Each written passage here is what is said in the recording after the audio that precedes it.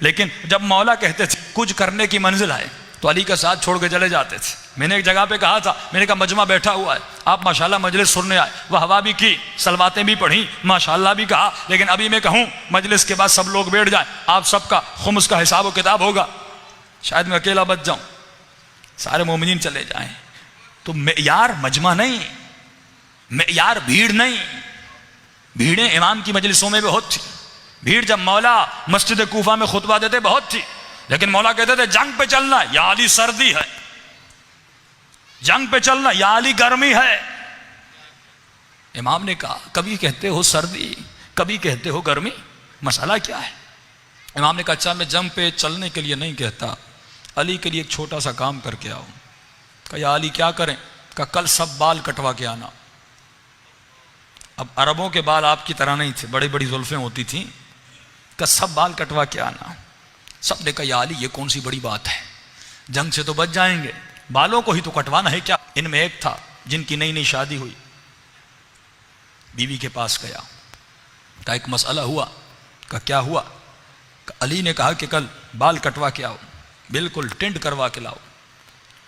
تو بیوی نے کہا نئی نئی شادی ہوئی ہے, عورتیں کیا کہیں گی کہ تمہارا شوہر, وہ عربوں کا زمانہ جس میں گنجا پن تو ہوتا بھی نہیں ہوگا, آج کل تو فیشن ہو گیا.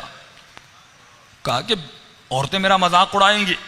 اب یہ پھنس گیا, بیوی کی سنے یا علی کی سنے.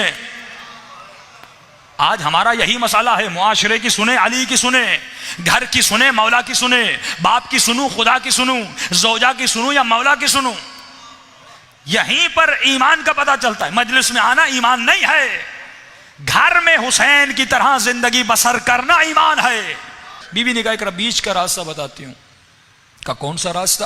کہ دیکھو بالوں کو چھوٹا کرو, مکمل مت کاٹو, چھوٹا کر کے ایک سفید کپڑا اپنے سر پہ باندھ دو. علی کو کیا پتا, اب جس کی یہ وہ ہیں جو علی ولی اللہ کہہ رہے تھے, معرفت نہیں تھی.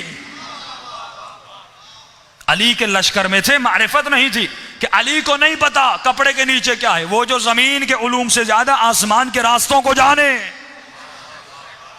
اسے یہ نہیں پتا کپڑے کے نیچے کیا ہے. اس مرد غافل نے بھی یہی کیا, تھوڑے سے بال کاٹے اور اپنے سر پہ ایک سفید کپڑا باندھا.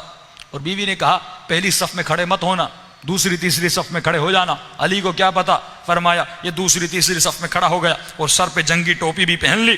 مولا جیسے آئے سب کو کہا ٹوپیاں اتارو, سب نے ٹوپیاں اتاری. اب کپڑا تو باندھا ہوا تھا, جس طرح کرکٹر بھی ایک کپڑا سر پر باندھتے ہیں, اس نے سفید کپڑا باندھا ہوا تھا. اب کا مولا کو کیا پتا چلے گا, مولا اپنی سواری پر سوار ہیں, کمر میں ذوالفقار بھی لگی ہوئی ہے.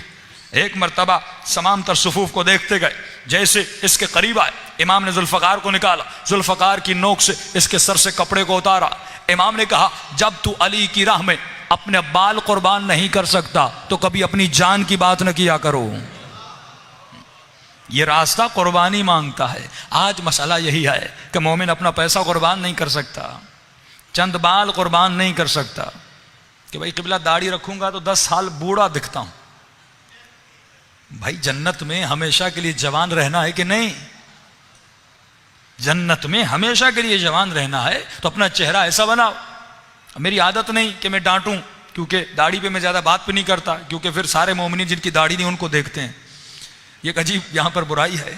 وہ بندہ بیچارہ ظاہر ہو جاتا تو گھبرا جاتا ہے کہ مولانا میرے لیے مجلس پڑھ رہے ہیں. ایسی کوئی بات نہیں, کیونکہ کچھ کے اعمال باطن کے ہیں, کچھ کے اعمال ظاہر کے ہیں. ہو سکتا ہے کوئی داڑھی نہیں رکھ رہا لیکن دوسرے اعمال میں بہت اچھا ہے. یہ تمام تر اعمال کا مجموعہ ایمان بنتا ہے. یعنی یہ اگر 10 مارکس اس کو لینے ہیں, اس نے 9 تو لے لیے, 1 مارک نہیں لیا. اور مولا فرماتے ہمارا چاہنے والا وہ ہے جو کوشش کرے 10 کے 10 مارکس لے.